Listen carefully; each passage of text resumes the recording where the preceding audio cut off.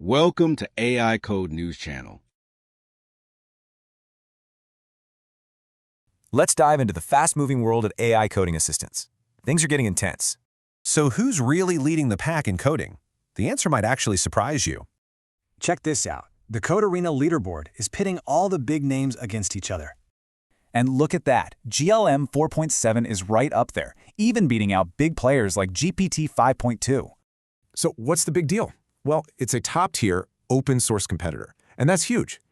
Their whole plan is built on these 4 principles, and it's all designed for developers. So how do you get your hands on this? Well, they've got 3 different coding plans. First, you've got the Lite Plan. This is perfect for your lighter, everyday coding work. Then there's the Pro Plan. This one's for more complex stuff, giving you way more power.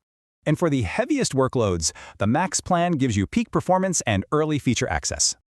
Here you can see them side by side. Notice the key differences in pricing and early access. But let's be real, a powerful model is useless if it doesn't fit your workflow. And that's where its flexibility shines. It supports tools you already use, like Cursor and Klein.